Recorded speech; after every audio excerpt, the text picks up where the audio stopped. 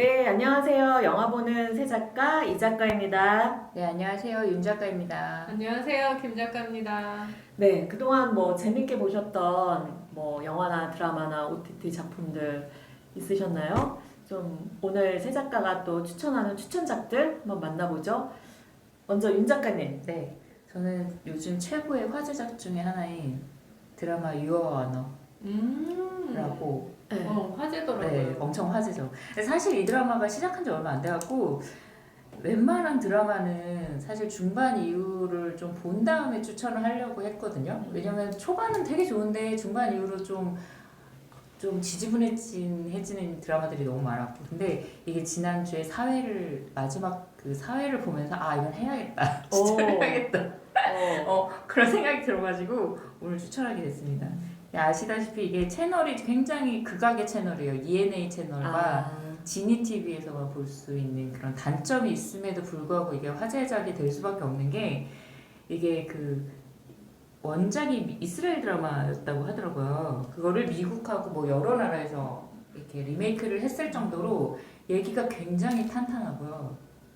이게 어떤 내용이냐면, 어떤 존경받는 어떤 우리나라의 되게 유명한 판사의 아들이 우연하게 교통사고를 내서 사람을 죽이게 되는데, 하필이면 그 사람을 죽인 사람의 아버지가 그 우리나라의 완전 거물급 조폭 가문의 지금은 경영인이 돼 있는 조폭 가문의 수장의 둘째 아들을 쳐서 죽인 거예요.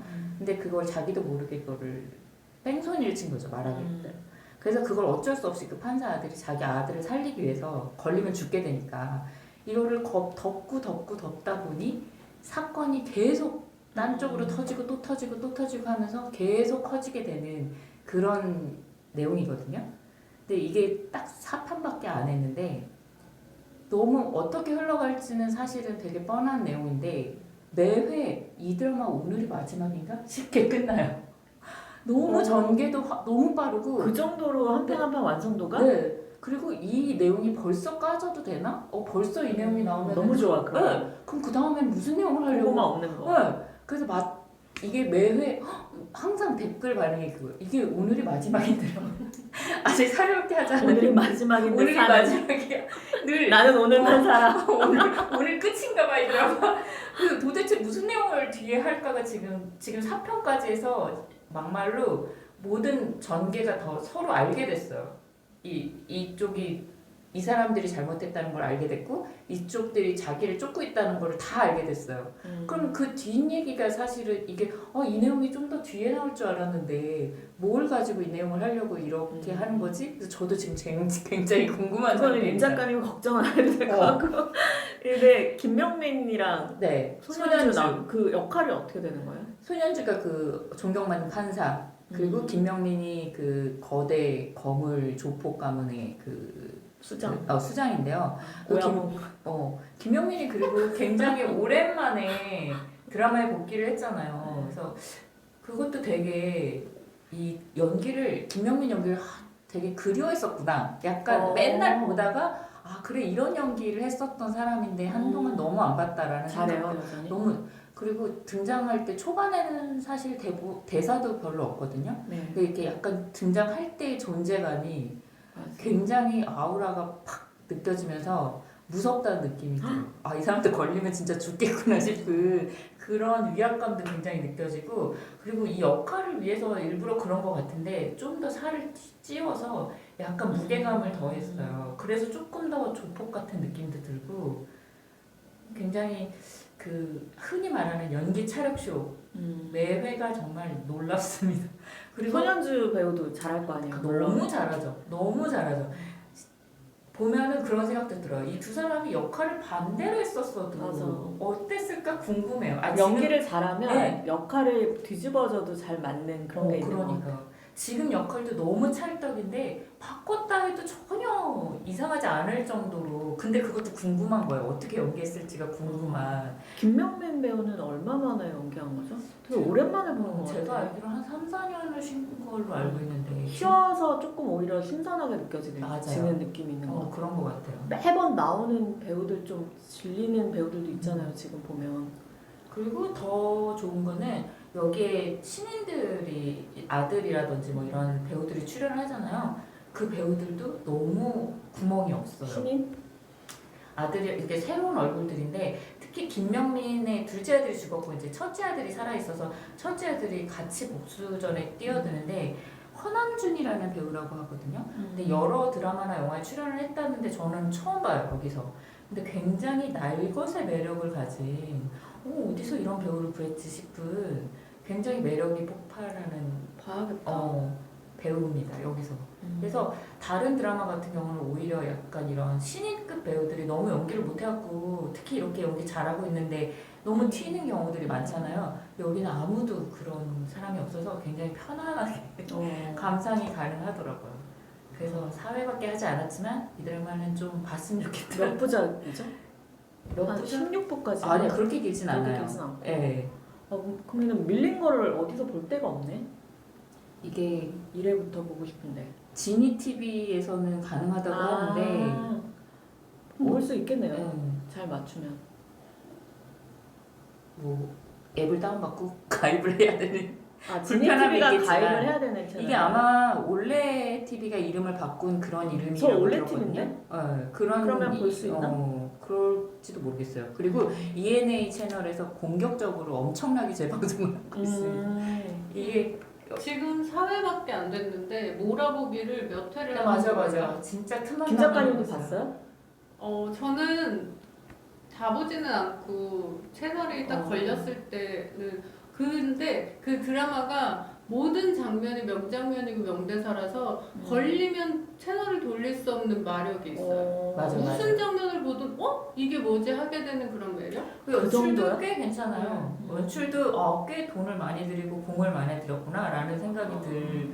그래서 약간 좀 아까워요. 이게 TVN이라든지 못해도 JTBC 정도에서만 방송을 했어도 좀 더 폭발력이 있었을 것 같은데. 근데 뭐 ENA가 뭐 우영우가 그렇죠. 우영우도 우영우는 완전 뛰어도. 건방에서 확 낀 거지. 근데 그래도 우영우는 넷플이라던가 이런 채널이 있었는데 이거는 오로지 지니 TV 오리지널. 아마 시간이 지나면 넷플에 팔 것 같아요. 그럴지도 넷플에서 볼수 모르겠지만 있을 것 아무튼 아까워요 조금.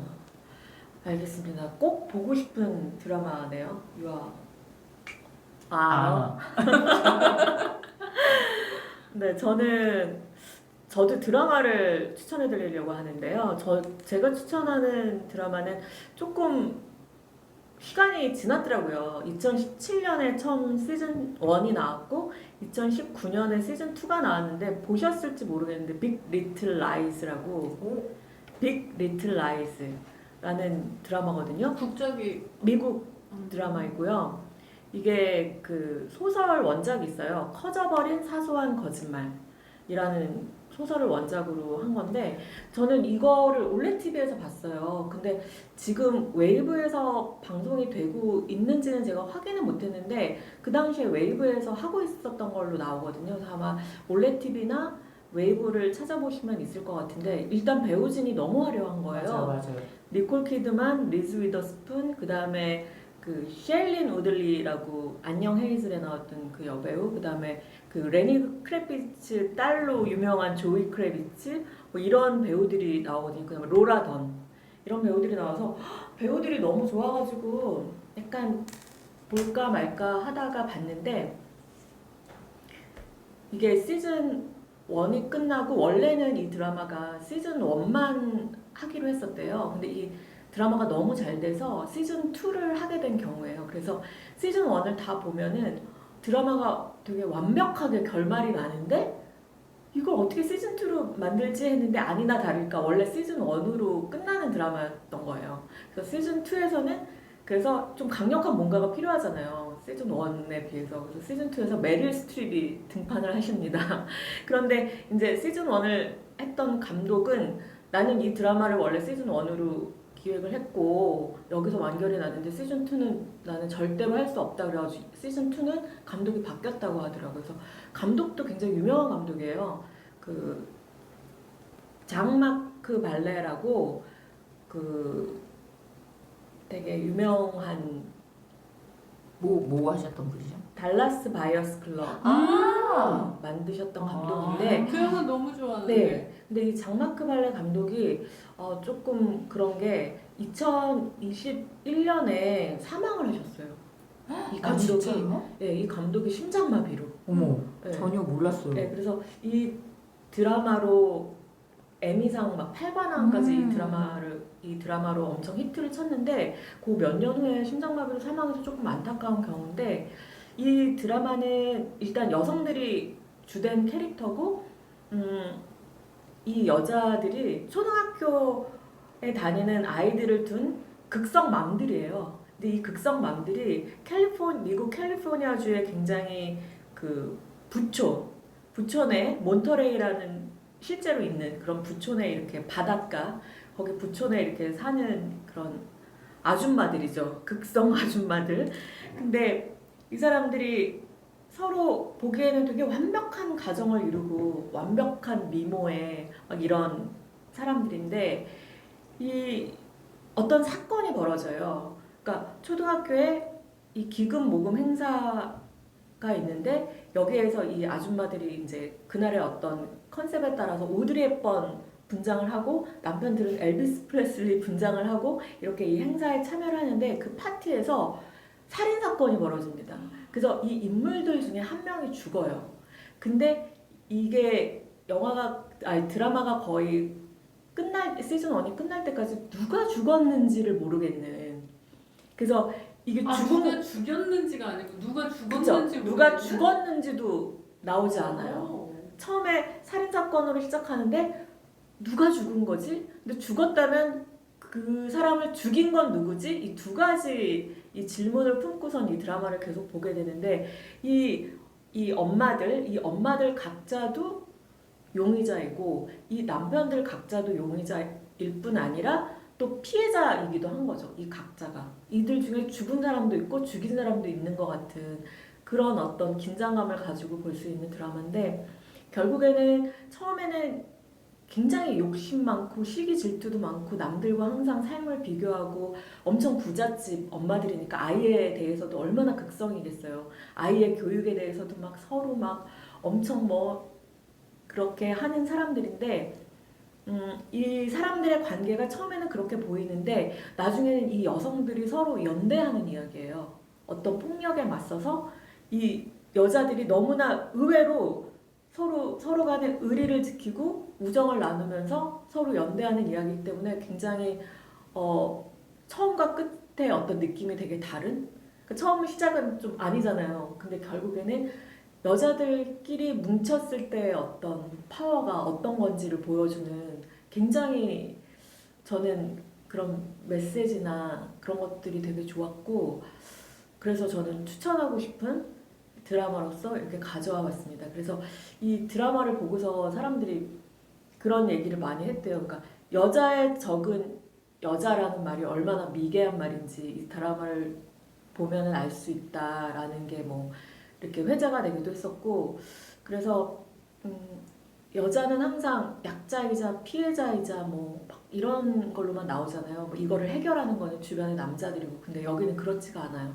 여자들이 결국에는 이 살인 사건을 통해서 서로 뭉치면서 범인도 찾아내고 뭐 이렇게 그래서 남자들이 되게 캐릭터가 어떻게 보면 좀 약해요. 이런 드라마가 있었나 싶을 정도로 이런 영화나 드라마가 있었나 싶을 정도로 그래서 굉장히 조금 색다르게 그리고 저는 여성으로 봤을 때도 되게 좋았던 그리고 생각해 볼 만한 여지도 많은 드라마라서 한번 추천하고 싶고 당연히 시즌2는 메릴 스트립 여사께서 등판을 했음에도 불구하고 조금 약해져요. 왜냐면 1에서 이게 드라마가 어떤 결말이 나는데 2로 이어지는데 2에서는 메릴 스트립이 니콜 키드만의 시어머니로 나오거든요. 그래서 여기서 고부 갈등이 나와요. 이 고부 갈등 속에서 이 고부 갈등의 원인은 당연히 아들이겠죠. 메릴 스트립에게 완벽한 아들이지만 니콜 키드만에게는 너무나 문제가 있었던 남편. 그 주된 그 스토리를 가지고 시즌2 이야기가 전개가 되는데 굉장히 재밌고 흥미롭게 봤어요. 한번 보세요. 저는 예전에 봤어요. 아 봤어요? 그 얘기를 지금 다 듣고 지금 얘기. 아니 이 얘기에 끼어들 수는 없으니까. 근데 저는 되게 인상 깊었어요. 되게 그쵸? 저 그리고 확실하게 이 시즌 시작까지 보다 말았어요. 그 똑같은 이유예요. 1시즌이 너무 완벽해요. 그럼 안 이 봤어 시즌 2는? 시즌 2를 처음에 보는데 내가 기대했던 그게 아닌 거예요. 어. 그래서 시즌 2는 한 1, 2회 보다가 이건 아니다 싶어가지고 안 봤던 기억이 나거든요. 근데 메릴 스트립님이 시어머니면 어떨까를 잠깐 생각했는데 무섭습니다. 우와, 나 진짜 못 살 것 같아. 무섭습니다. 거기 나오는 여자들도 만만치 않은 여자들이기 때문에 네. 그 여자들이 만만치 않고 그다음에 그 바닷가 풍경이 되게 좋잖아요. 그 고급 맨션에 사는 사람들인데 그 아무튼 그런 좋은 환경에서 살지만 어떻게 보면 속은 다 썩어 있는 다 약간 그런 거죠. 누구의 집에나 그 더러운 빨랫감이 있다는 그렇죠. 그 위기의 주부들의 그 명언처럼 그렇죠. 딱 그런 내용이에요. 각자의 집마다 어떤 감춰진 비밀들이 있고 그게 이제 드러나면서 살인사건과 휘말리면서 근데 그게 진짜 흥미로웠어요. 누가 죽었는지를 안 보여주는 거. 그러니까요. 네. 그건 벌써 궁금하네요. 그게 되게 아이디어죠 그런 게. 그래서 계속 이게 경찰 신문 장면과 과거의 장면들이 계속 왔다 갔다 하면서 진행이 되거든요. 그래서 이 사람들이 이제 신문을 받으면서 대답하고 이런 내용으로 자꾸 사건을 누가 범인이거나 누가 죽었는가 이거에 대해서 유추하게 되고 그리고 이제 그 사건은 그 과거의 회상으로 진행이 계속되고 굉장히 독특했던 기억이 나네요. 네. 인상 깊었었어요. 그때 보셨구나.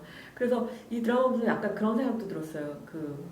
뭐 이렇게 좋은 집에 살면 더 좋겠지만 그게 아니더라도 이렇게 이웃에 정말 내가 위험에 처했을 때 위기에 처했을 때 항상 와주는 이웃집 친구가 있으면 정말 좋겠다 그런 생각이 나중에 들더라고요. 그런 친구가 사귀기 힘들잖아요. 진짜 지금 같은 경우에는 이런 집도 없지만 여러 가지 생각이 들어서 되게 흥미롭게 봤던.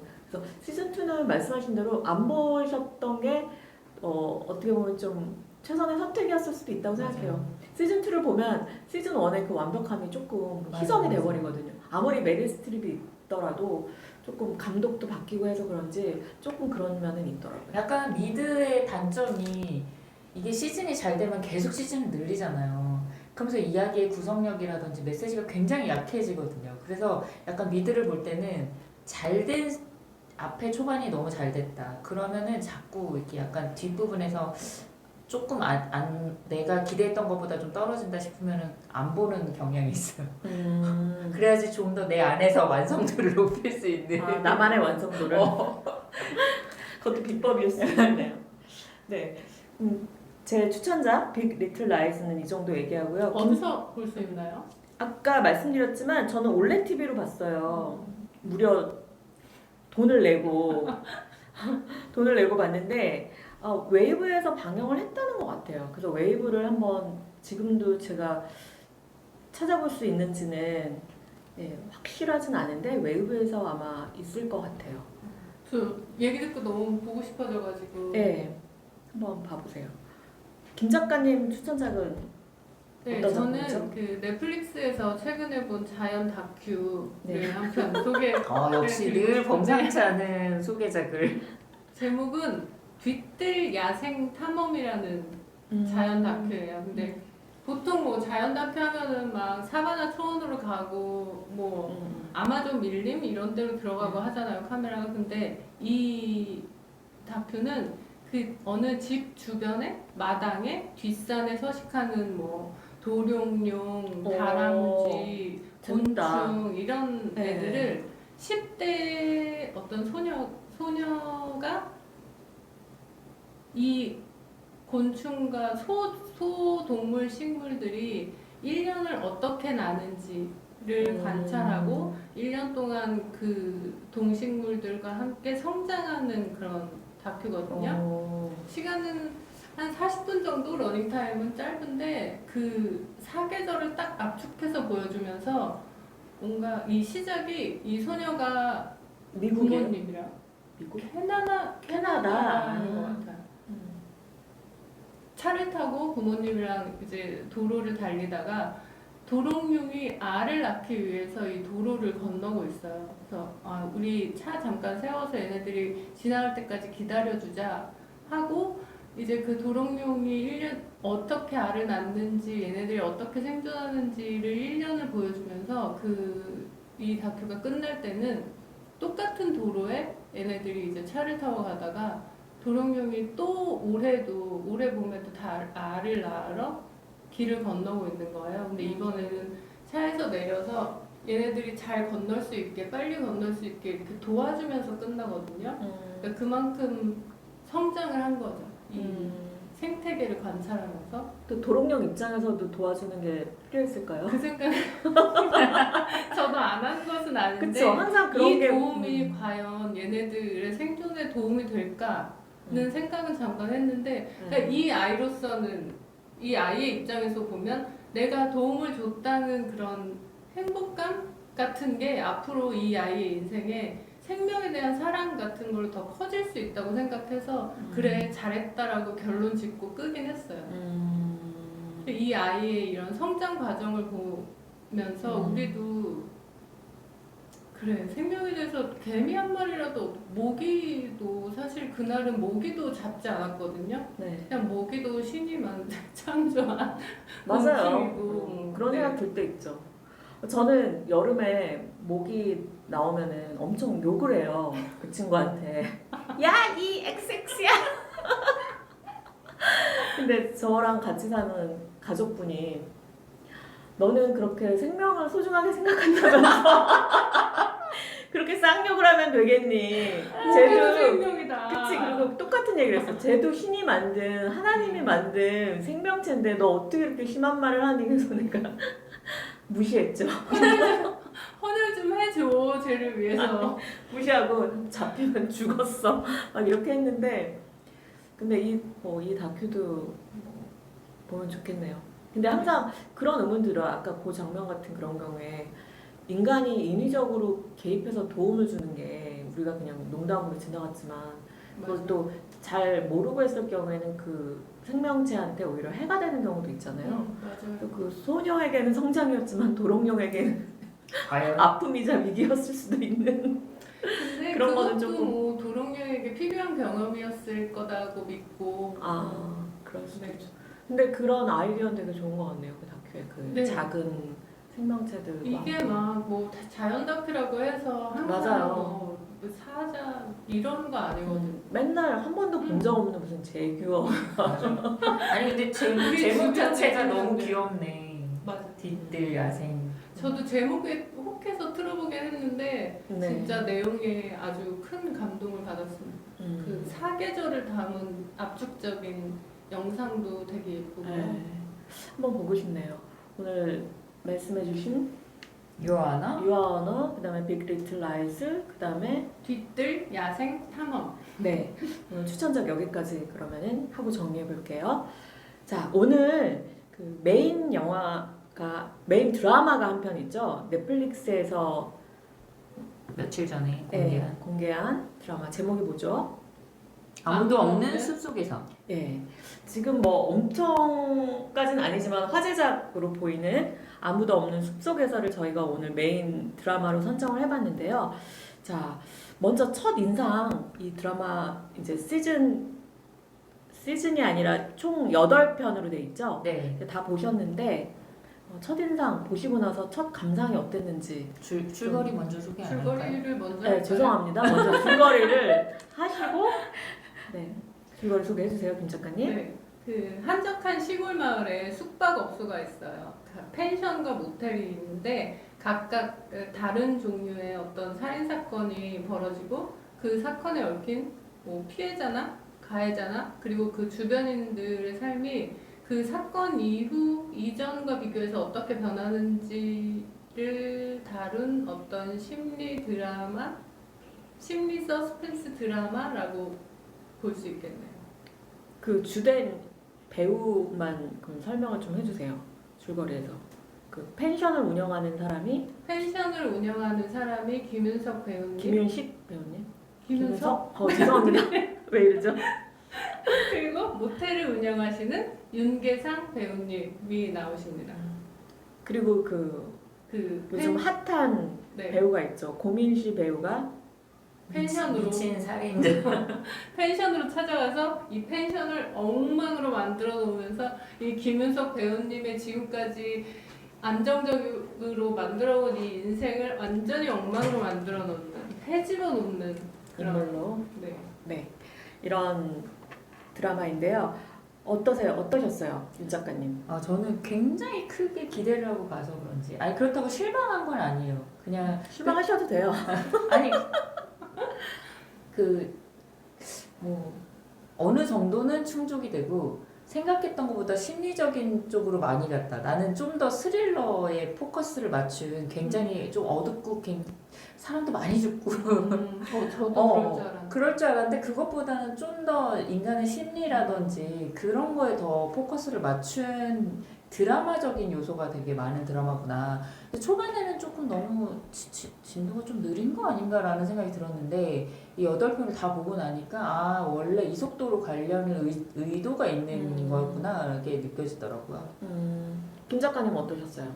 저는 좋기도 했고 그 심리 드라마로 갔던 점이 저는 좋았고 저는 그런 드라마를 좋아하는 편이거든요. 그리고 그 제 주변에 이렇게 이 드라마의 주인공의 심리처럼 회피 본능이 굉장히 높은 어떤 한 사람이 있었어요. 비슷한 결정을 내릴 것만 같은. 그래서 더 관심 있게 봤었던 것 같고 회피 본능? 어쩌면 네. 이 드라마에서 어떤 인물 김윤석. 말씀하세요? 김윤성님과 그리고 윤계상님도 어느 정도는 회피 본능으로 인해서 좀 망가진 인생이라는 생각이 저는 들었거든요. 그래서 그런 면에서는 오히려 좋았고 이렇게 윤 작가님처럼 어떤 화려한 사건을 기대하셨던 분들은 조금 실망하실 수도 있고 제가 평을 찾아보니까 너무너무 고구마라서 못 봐주겠다는 네. 편이 많더라고요. 네. 그래서 네, 저는 좋았습니다. 아 그러셨구나. 저는 기대에 못 미쳤다 한마디로. 그래서 저도 이 드라마의 어떤 매력도 있고 장점도 있고 있지만 제가 기대치가 높았던 것도 있지만 기대에 못 미치는 특히 중반부 그래서 조금 정말 고구마 지수도 너무 높았고 저는 조금 전체적으로 조금 그리고 각본도 조금 산만했던 것 같고 그래서 조금 실망했다 라고 좋았지만 실망했다 다 나빴던 건 아니고 그 정도로 말씀을 드릴게요. 그래서 뭐 조금 더 구체적으로 그러면은 얘기를 해볼까요? 김 작가님은 어떤 거에서 지금 말씀하셨던 대로 뭐 김윤석 캐릭터나 그런 거에서 어떤 거를 좋게 보셨는지. 일단 그 드라마 외적으로 보자면 네. 저는 처음에 나오는 이 드라마의 제목이 가진 폰트 너무 마음에 들었고요. 맞아요. 그 중간중간에 이 음악이 BGM으로 기능하는 게 아니라 진짜 효과음처럼 이 장면을 너무 잘 살려주는 거예요. 그래서 그런 연출이 되게 마음에 들었고 아까 말씀드렸다시피 주인공이 왜 저런 선택을 할까에 대해서 저는 그 주인공의 최대한 그 주인공의 선택을 지지하면서 봤기 때문에 감정이입을 잘 할 수 있었던 게 제가 좋았던 포인트였었던 것 같습니다. 그러니까 주인공의 선택이라면 드라마를 안 보신 분들도 있으니까. 그러니까 이 펜션에 어떤 수상한 여자가 와서 고민시 배우. 네, 수상한 짓을 저질러요. 그러면 보통은 증거도 있겠다. 신고를 하자 하는데 이 사람은 그 사건을 그냥 덮기로 하거든요. 네. 그러니까 이 사건이 일어났다. 신고를 한다. 범인을 잡는다. 끝난다. 이렇게 하면 어쩌면 이게 8분짜리로 끝날 수도 있는 드라마인데 이거를 8회까지 갈 수 있었던 거는 그 배우들의 심리와 그 선택에 대한 책임 같은 것을 근데 그런 선택은 사실 김윤석이 입장이라면 내가 김윤석 입장이라면 대부분 다 그런 선택을 하지 않을까 싶어요. 왜냐하면 명백한 증거가 없는데 물론 너무 의심가는 증거는 있지만 내가 이걸 발설을 하면 나한테 올 피해가 너무 크잖아요. 그러니까 이 드라마에서 그 심리의 핵심은 그거죠. 네. 내 펜션이 망가지고 망가지죠. 그 윤계상도 똑같은 일을 맞아요. 겪잖아요. 그 네. 모텔에서 되게 자기가 호의를 베풀면서 비를 맞고 있는 차에 다가가서 저희 모텔에 묵으실래요 해서 그 남자를 낯선 남자를 데리고 와서 모텔에 묵게 하는데 그 모텔에서 그 남자가 살인을 저지르잖아요. 그랬을 때 윤계상 진짜 그 모텔이 완전히 망가져 버리잖아요. 네. 그런 게 심리적으로 말이 되는 거죠. 맞아요. 제가 김윤석 입장이라도 이게 막 정말 만약에 모텔 안에 시체가 남은 상태로 그 여자가 사라졌다. 그러면은 신고할 수밖에 없겠지만 남은 건 정말 핏자국 하나밖에 없었잖아요. 그 여자가 미처 치우지 못한 그 핏자국 하나 빼고는 사실 그 여자가 굉장히 완벽하게 깨끗이 치우고 갔단 말이에요. 그러면은 나만 조용히 하고 아닐 거야 라는 생각을, 그러니까 이게 확실하다고 자기도 예상을 안 하는 거죠. 그러니까 일부러 그런 일은 없었을 거라고 지워버리려고 할 것 같아요. 저 같아도. 그런. 그러니까 이 드라마가 시작할 때 같은 나레이션이 항상 나오잖아요. 아무도 없는 숲속에서 나무가 쓰러졌다. 쿵 소리가 났겠는가 안 났겠는가. 근데 여기 등장하는 회피 본능이 높은 주인공들은 소리가 안 났다 쪽이고, 저는 소리가 났다 쪽이거든요. 그러니까 불확실해도 일단 신고를 하는 쪽을 선택할 것 같은데 이 사람들이 이 사건을 덮음으로써 그 이후의 삶이 더 망가지고 사실은. 근데 윤계상은 사실 덮은 덮은 건 건 아니죠. 그냥 거기서 살인 사건이 난 거를 일어났을 때 본인이 신고를 하죠. 잠들었을 뿐이잖아요. 그 사건이 일어났을 당시에. 네, 부인이 그걸 발견하고 신고를 하고, 김윤석은 지금 말씀하신 대로 그거를 없던 일로 치고 덮어버리는, 그거는 좀 차이가 있었는데, 그런 심리적인 거는 저 같으면은 김윤석처럼 그걸 덮지 않기 때문에 저도 덮지 않는 쪽이기 네. 때문에 저도 드라마는 안 됩니다. 드라마로서는 안 되는 그런 쪽이지만, 어쨌든 그러면서 이 드라마가 이제 시작이 되는 거죠. 김윤석이 그 사건을 덮음으로써. 근데 이제 문제는 지금 이제 윤계상의 모텔에 살인 사건이 난 게 2000년이고, 네. 2000년 과거, 20년 전 과거고, 김윤석의 펜션에서 고민실이라는 낯선 손님이 와가지고, 예약도 안 한 손님이 와가지고 아들이랑 같이 왔는데 아들이 어느 날 사라진단 말이에요. 이런 사건이 일어나는데 그 여자가 떠난 자리를 보니까 핏자국도 좀 묻어있고, 근데 이런 상황에서 김윤석은 그걸 덮기로 하는데, 이게 일어난 시점이 2021년이란 말이에요.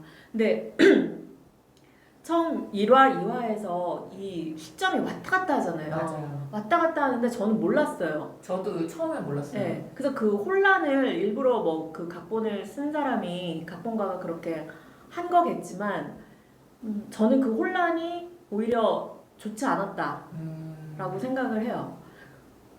어떻게 보셨어요? 저는 좋았어요. 그 사진 한 장으로 인해서 이게 그럼 이 사람이 과거의 사람이구나라는 거를 깨닫는 순간 확 재밌어지면서 그러면 이게 앞으로 어떻게 될까 훨씬 더 궁금해지는 쪽이었거든요. 맞아요. 그리고 초반에는 그 말씀하신 연도 자체도 정확하게 나오지 않아요. 맞아요. 그래서 과거와 현재라는 걸 깨달은 순간 혹시 저 집의 아들이 김윤석으로 자란 건가? 아니 저는 윤계상이 늙어서 김윤석이 돼서 이런 펜션을 생각도 다시 하고. 차린 건가? 그런 생각을 하면서 봤어요. 근데 그래서 약간 또 다른 재미를 주긴 했어요. 그래서 이게 두 개가 뭔가 연결이 되는구나. 근데 결국에는 사건적인 연결은 아니긴 했었죠. 네. 그냥 아니 그래서 저는 지금 말씀하신 그 부분이 너무 단점으로 느껴진 거예요. 이렇게 이중 플롯인 경우에 저도 여러 가지 상상을 했거든요. 누가 이렇게 연결이 돼가지고 이 사건에서 이런 인물인가?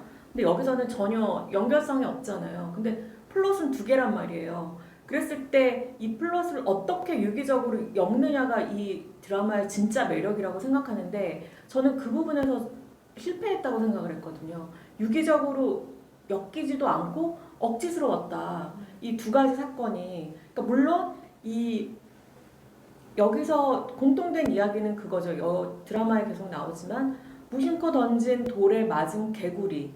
그러니까 얼마나 비참하게 절망과 그 실패한 삶으로 떨어지는가라는 이야기인데 둘 다 개구리잖아요. 둘 다 우연히 그 손님 때문에 그렇게 고통을 당하는 그런 인물들이라는 그 공통점 외에 얘네 둘을 연결시키는 것들이 정말 1, 2, 3, 4, 5, 6화까지 진행되는 동안에 제대로 연결되는 부분이 하나도 없는데 이 구성은 계속 왔다 갔다 하니까 저는 그게 이 드라마의 말씀하신 대로 매력이면 이 매력을 살렸어야 된다고 생각하는데 전혀 매력적이지 않고 저는 혼란을 가중시키는 그런 구성이라고밖에 생각이 안 들었거든요. 그래서 그리고 이 두 구성에서 유일하게 이 과거와 현재에 걸쳐 있는 인물이 그 이정은 배우잖아요. 그 경찰소장.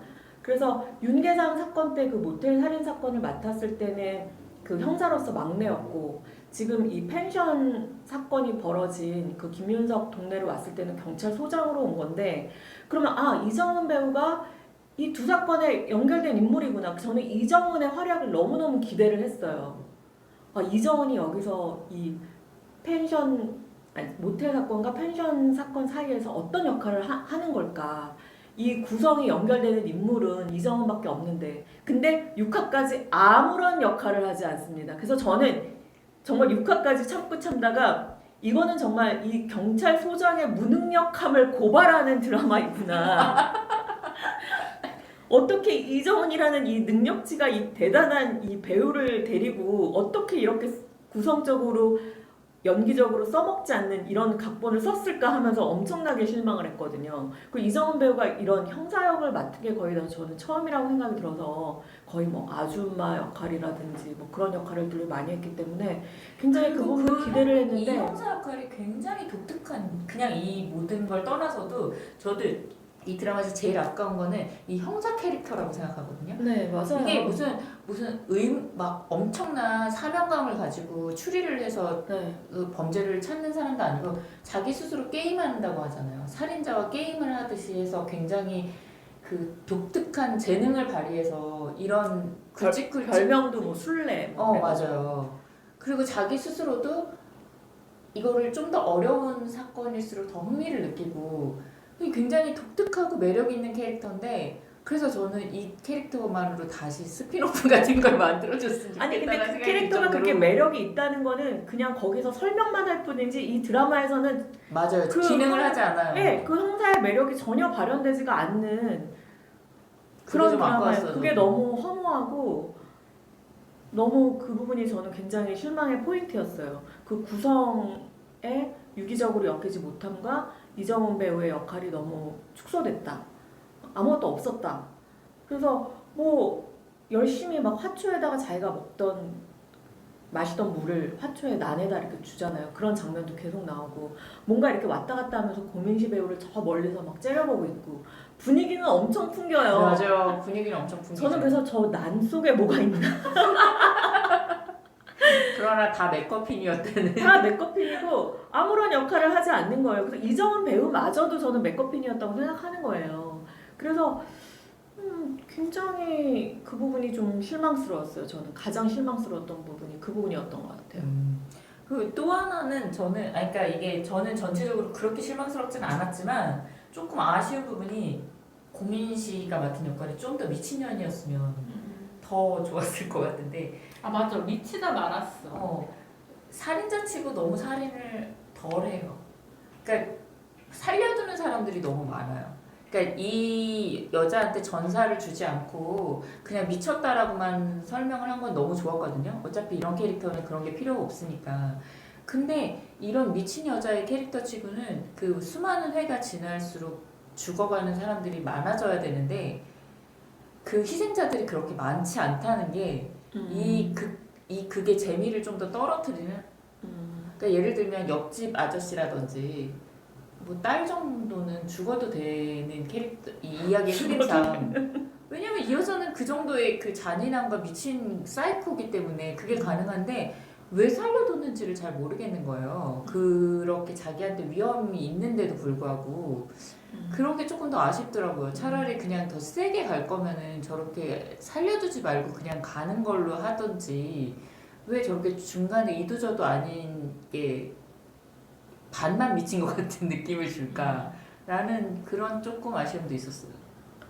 그런 게 고민실 배우의 캐릭터도 조금 완성도가 떨어져서 저는 그렇다고 생각을 하고, 저도 말씀하신 대로 얘가 진짜 미친 애라서 자기 심기를 조금만 건드리면 다 죽이는 애라면, 말씀하신 대로 김윤석의 그 절친한 이웃 펜션 친구, 그분을 살려둘 이유가 전혀 없고, 전혀 없죠. 김윤석의 딸도 살려둘 이유가 전혀 없는데 그렇게 살려뒀다는 게 설명이 안 되고, 그런 것도 캐릭터의 완성도를 떨어뜨리는 요인이었다고 생각해요.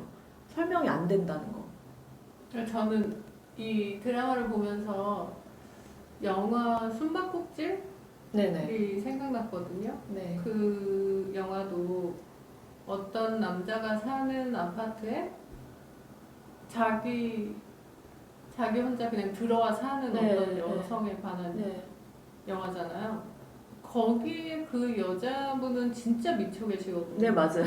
근데 그 여자분에 비해서 고민시 배우는 좀 더 미치다 말았다. 너무 그쵸. 애기 같다. 덜 미쳤어. 저도 김 작가님 말씀대로 애기 같다. 그러니까 이게 네. 뭐냐면 고민시 배우가 너무 예쁘잖아요. 맞아요, 맞아요. 그래서 저는 깜짝 놀랐어요. 그러니까 정말 이 감독이 되게 신경 써서 미장센을 구성했다고 생각을 했는데, 가장 훌륭한 미장센은 고민시 배우 자체라고, 너무 예쁘게 나와요. 예, 자체라고 생각할 화장품 정도로, CF 같아. 네, 너무 예뻐서 눈을 못 떼겠는 거예요. 그냥 이 드라마가 재밌어서가 아니라 고민시 배우가 너무 예뻐서 눈을 못 떼겠는데, 뭐 의상, 헤어, 메이크업, 막 사치스러운 막 명품 옷까지 너무너무 예쁘고 그 아름답잖아요. 빨간 지박에 문을 딱 열고 그 문과 차 사이에 얼굴을 이렇게 탁 내밀고 있는 그 장면 너무 예쁘잖아요. 근데 거기까지는 알겠는데, 말씀하신 대로 이제 1, 2화에서 이제 사건이 이제 벌어지고, 이제 3화부터 6화까지가 엄청난 고구마인데, 여기서 이제 펜션을 누가 차지하냐라는 문제로 고민시 배우와 김윤석 배우가 막 팽팽하게 막 기싸움을 하면서 몇 가지 에피소드들이 벌어질 때, 고민시 배우가 뭐 김윤석 배우랑 마주 앉아서 뭐 스파게티를 먹으면서 하는 대사나 이런 장면에서 너무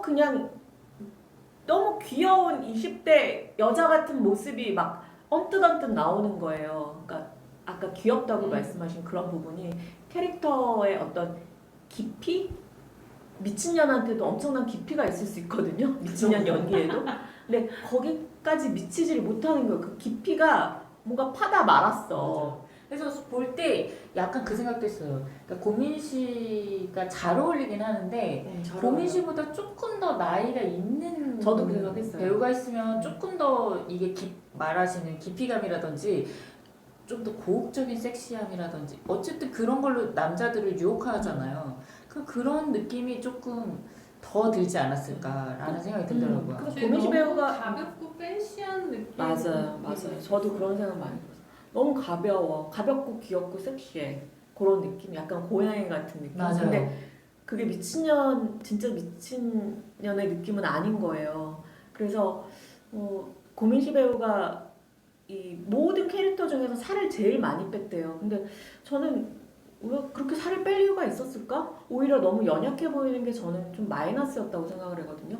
너무 그냥 이쁘죠, 말랐으니까. 근데 저는 그것도 조금 잘못 생각했던 것 같고, 조금 더 육감적이었다면 조금 캐릭터에도 도움이 됐을 것 같기도 하고, 약간 그런 느낌도 들었고, 그 다음에 고민시 배우가 약간 김민희 배우랑 많이 닮았잖아요. 그래서 김민희 배우가 그 화차에서 보여줬던 약간 그 눈빛에 이미 맛이 가 있는 그런 눈빛 연기라든지 그런 것들이 고민시 배우가 못하진 않았지만 조금 많이 아쉬웠다.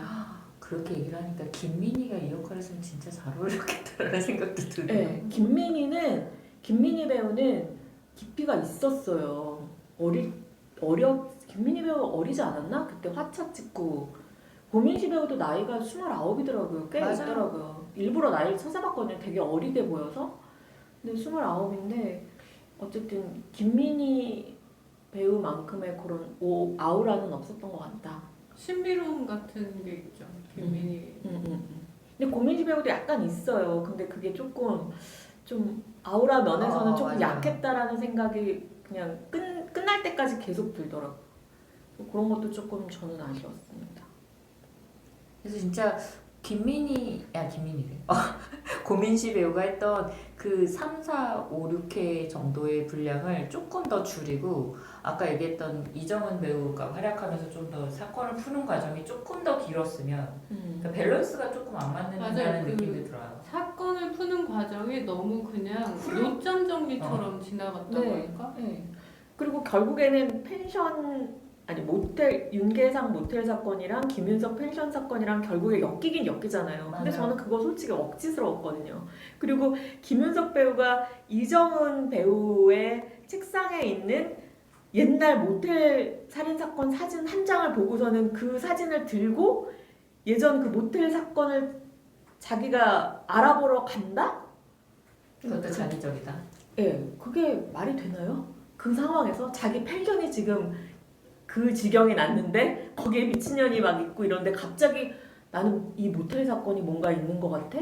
그런 직감을 가지고 그러면 이정은 배우는 뭐 했어? 이정은 배우는 파출소장이나 되고 뭐 엄청난 형사였다면서 그런 직감 하나 없나요? 이 근데 모텔과 펜션이 엮일 수 있다는 건 아니 이정은 배우는 일단 펜션에서 지금 무슨 일이 벌어지는지 사건이 아직 일어났는지 모르는 상태잖아요. 아니 그러니까 모른다는 것도 말이 안 된다는 거죠. 왜냐면 직감으로 알아야 된다? 아니 이정은 배우가 거기 와서 김윤석 배우를 마주쳤을 때 김윤석 배우가 봐봐요. 처음 김윤석 배우랑 이정은 배우가 만났을 때 김윤석이 손에 피를 흘리고 있었단 말이에요. 피를 묻히고 있었죠. 고민 씨가 처음 그 떠났을 때 그거를 봤잖아요.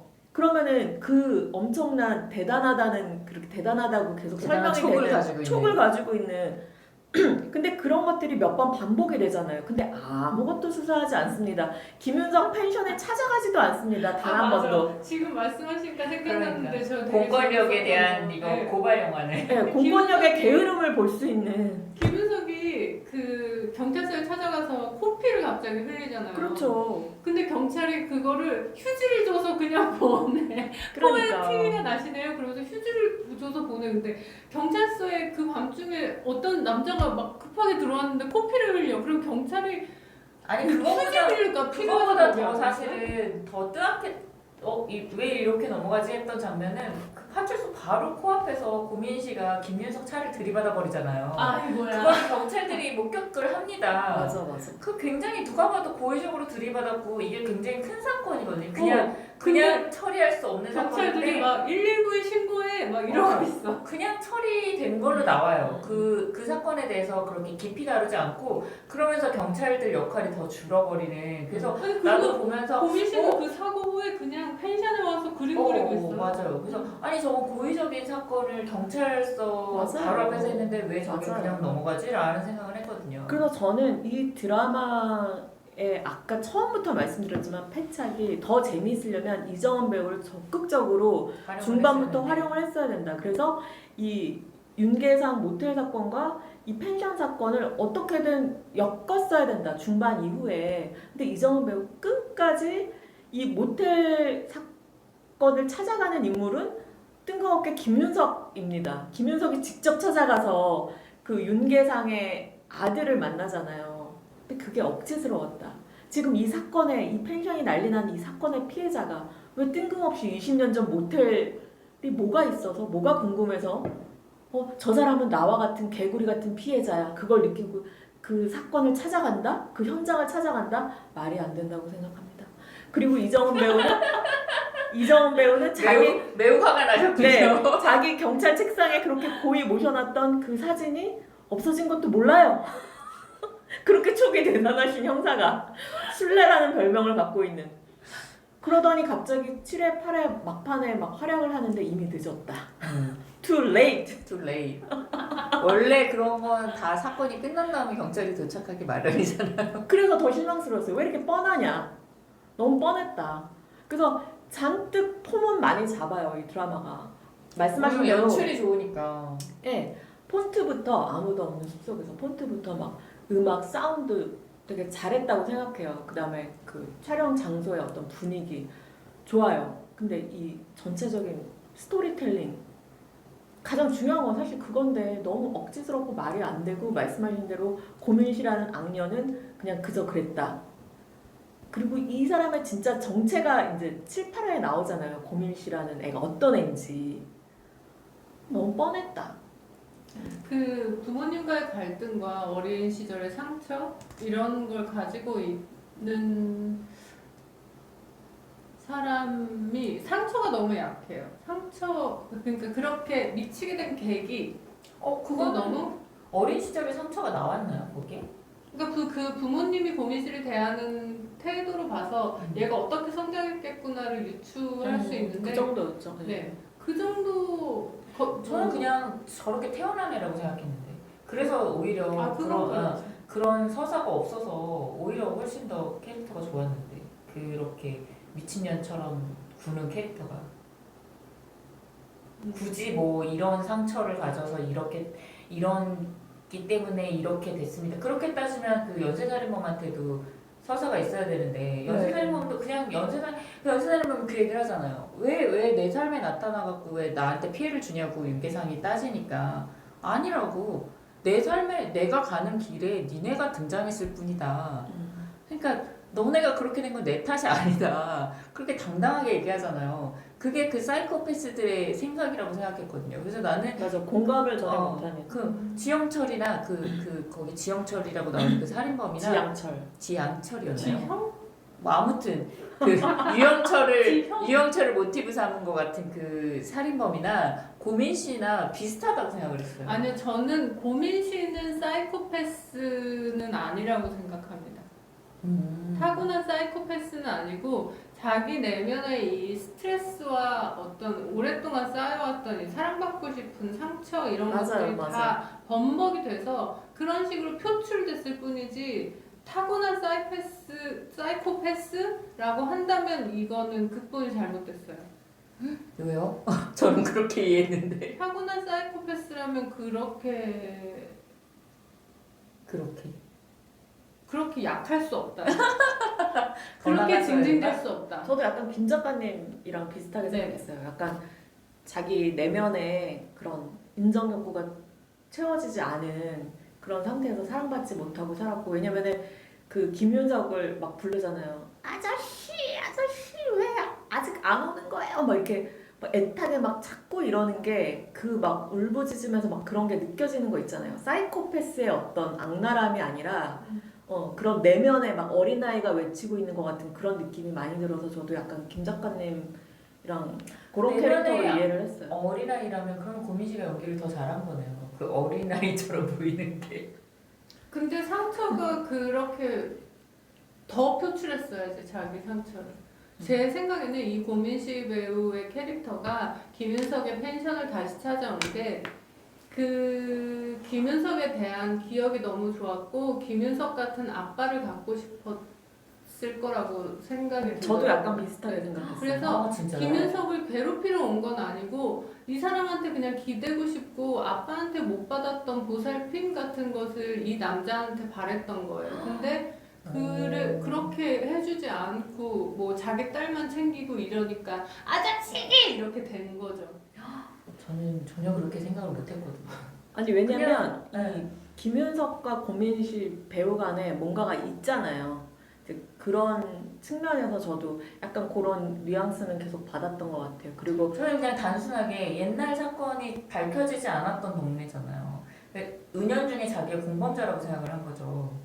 자기가 무슨 사건을 일으켜도 거기서는 김윤석이 밝히지 않았기 때문에 좀 더 안전한 장소라고 생각을 해서 다시 찾아갔다고 생각했거든요. 그러니까 그게 어떤 우리가 부모님에게 원초적으로 바라는 그런 느낌이잖아요.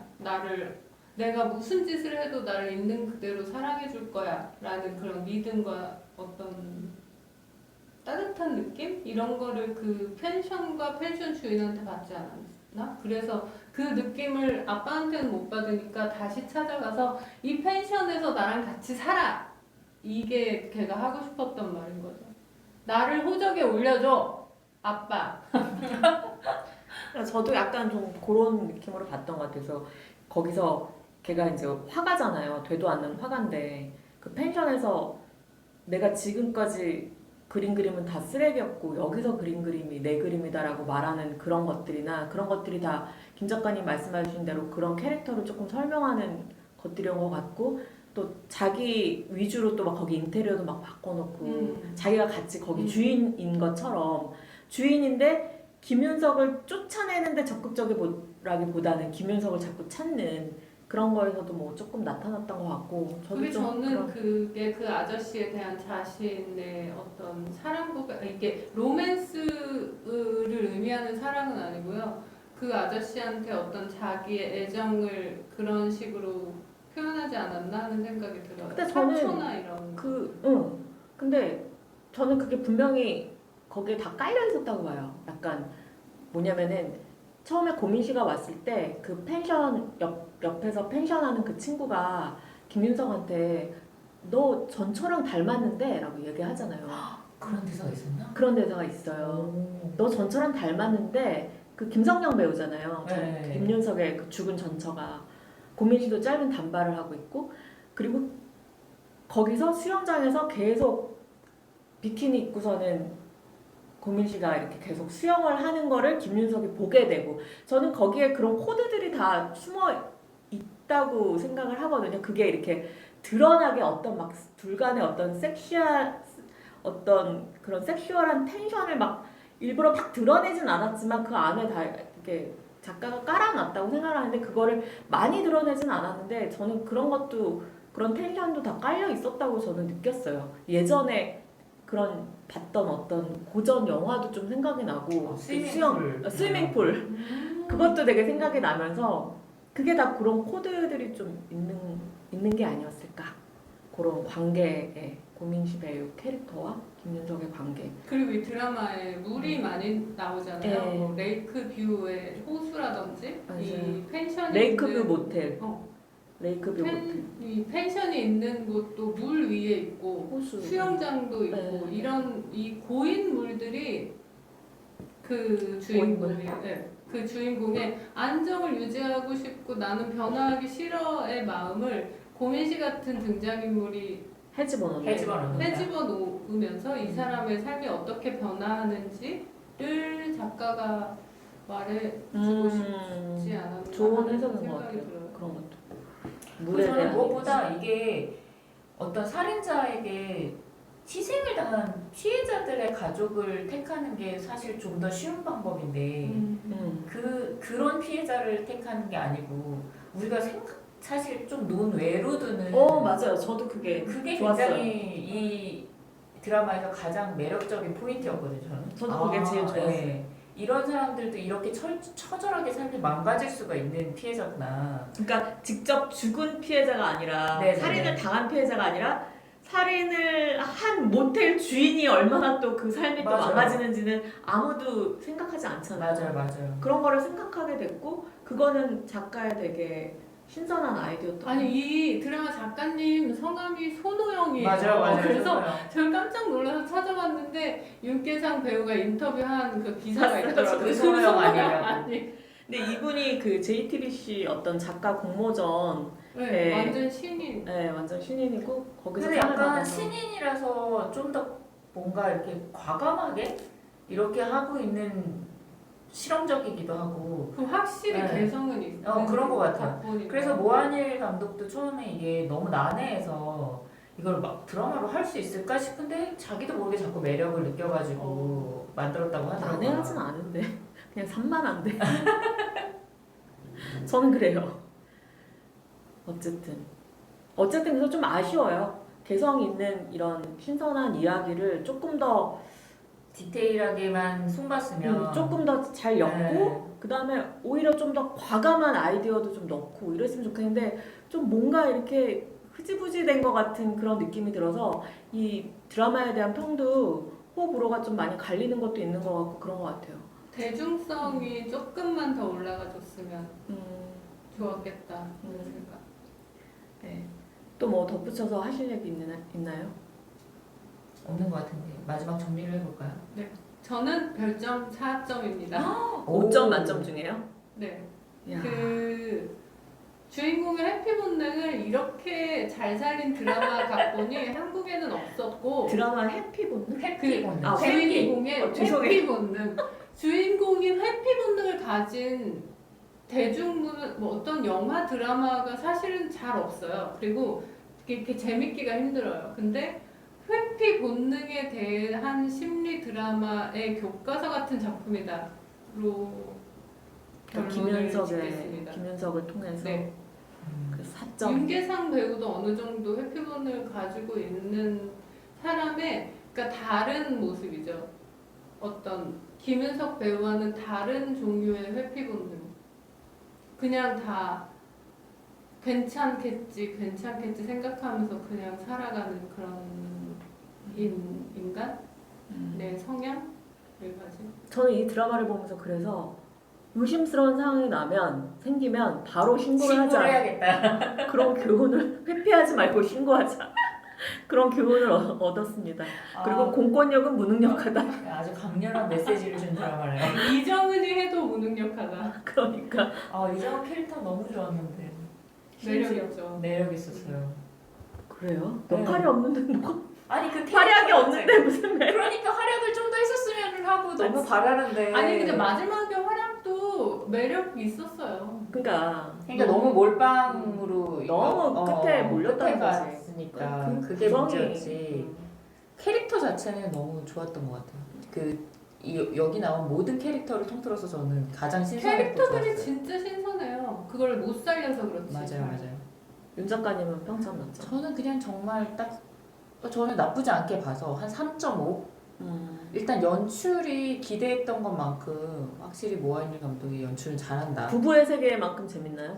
그건 아니죠. 그건 아니죠. 그거는 굉장히 쫀쫀한데 맞아. 이거는 쫀쫀한 맛은 없어요. 부부의 세계만큼 재밌어요? 윤 작가님? 부부의 세계가 훨씬 재밌죠. 그러니까 재밌어. 아쉽죠. 그건 극본의 문제가 아닐까. 그러니까 연출의 문제는 저는 없다고 생각해요. 아, 연출로 보면 이 영화가 어. 더 좋았어요. 아니 근데 연출이 모든 그 극본의 그런 구성도 다 포함한 거죠. 그래서 연출은 저는 보면서 좀 종합 예술가죠. 제가 생각했던 건 이걸 차라리 2회 정도는 쳐버렸어야지.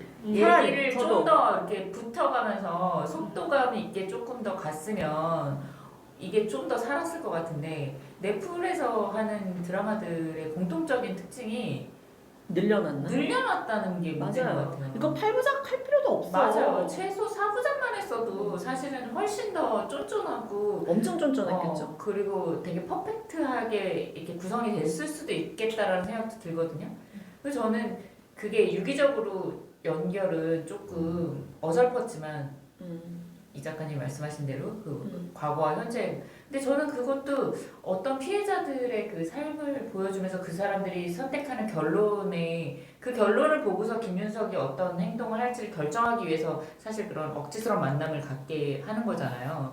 근데 그런 것도 약간 저는 괜찮았다고 생각해요.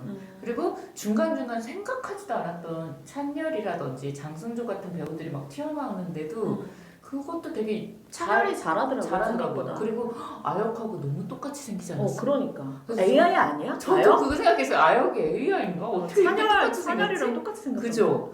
그래서 약간 그런 거 보는 재미도 있었고 그래서 여러 가지로 그냥 오락적으로도 그렇고 흥미도 나쁘지 않았고 조금 아쉬운 점은 많았지만 그래서 저는 3.5.